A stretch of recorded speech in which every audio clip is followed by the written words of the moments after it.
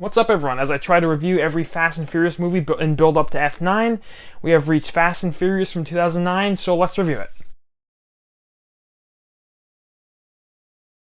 Real quick, if you enjoyed the video, don't forget to like and subscribe, and leave a comment down below. Tell me what you think of Fast and Furious. And this is going to be a light spoiler review. There's not going to be like blatant hard spoilers, but there will be some in here. So anyways, let's get into the review. So this is the second movie in the franchise directed by Justin Lin, who obviously would go on to direct Fast 5, Fast 6, and I believe he's directing F9, I'm pretty sure on that. So going into this movie, it was actually my least favorite movie when I previously rewatched these movies, but I was like 14 back when I last watched them for the first time. So, you know, that a lot has changed since then, so I was pretty excited to go into this one. It's very refreshing to see the old characters back. While I did like Tokyo Drift and really everything that movie tried to accomplish, I think it did accomplish, but I like that movie quite a bit. It is nice to see, you know, Dom and Mia and Brian and Letty back, and as well as Brian, who obviously was in Too Fast, Too Furious. But, you know, he's back with the cast and in his normal form. So in this movie, essentially, Brian and Dom team up to go after some criminal guy after Letty actually gets killed in a car crash, or she gets essentially killed, or for the time being, she's killed.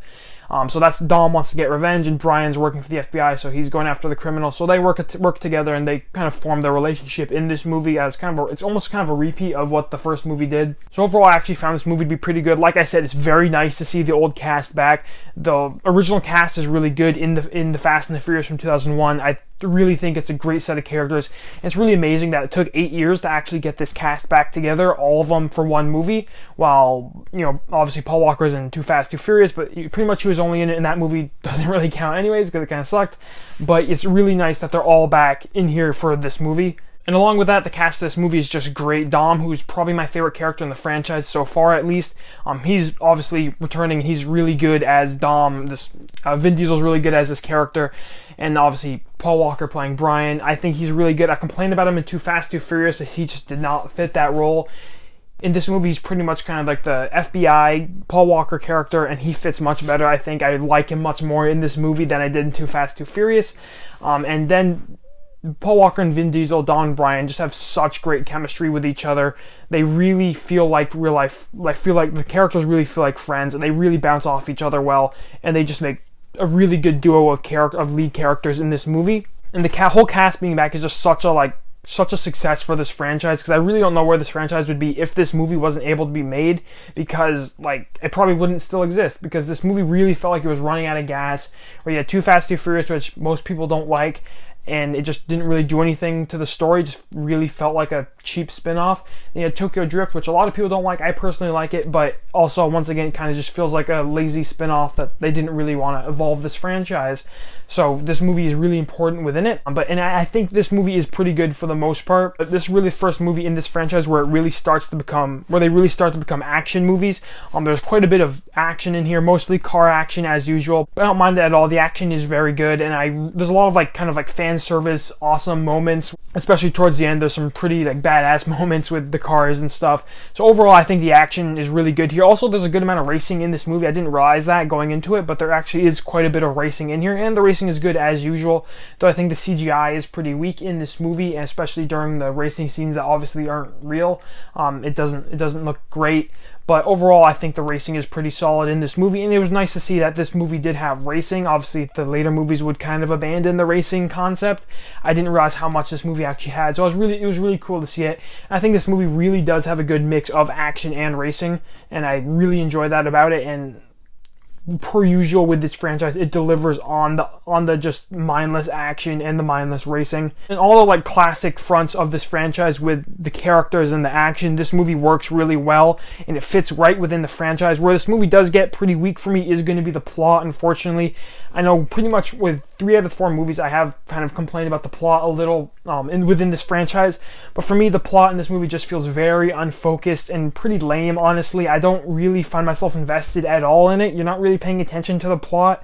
It's comparable to Too Fast, Too Furious if I was to compare the plots of the movie. Overall, I think this movie's significantly better than Too Fast, Too Furious, but the plot in this movie is incredibly weak, and that was incredibly disappointing.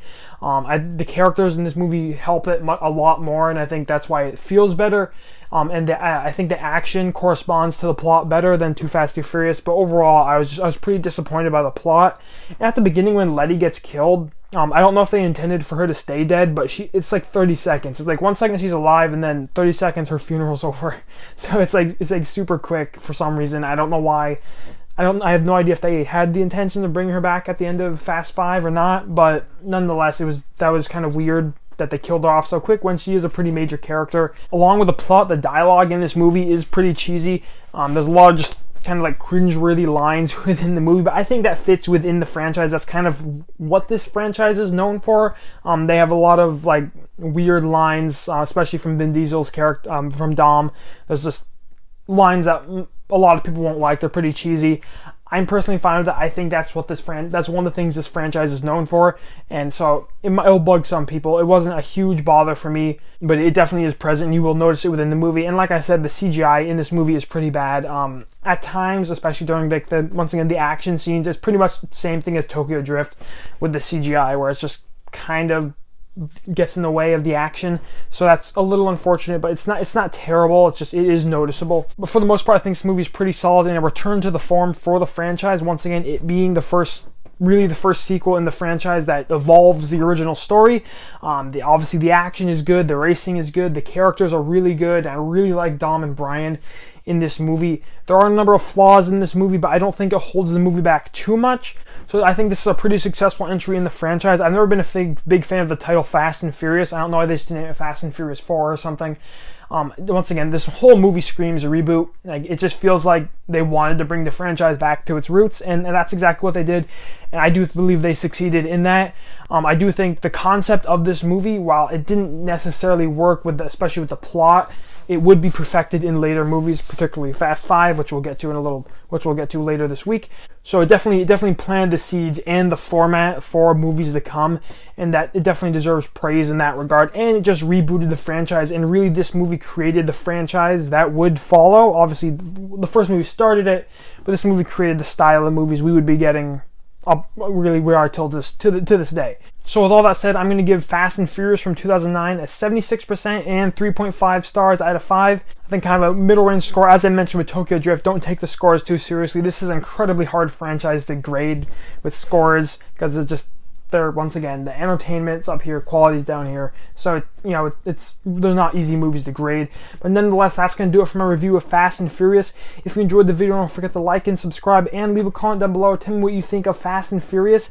I think it's definitely an interesting movie for me. It's a pretty solid movie. So stay tuned for Fast 5 later this week. I'm really excited to review that one. I watched it last night, so I'm really excited to actually get to talk about it. Anyways, that's going to do it for the video. Thank you so much for watching as always, and have a great day.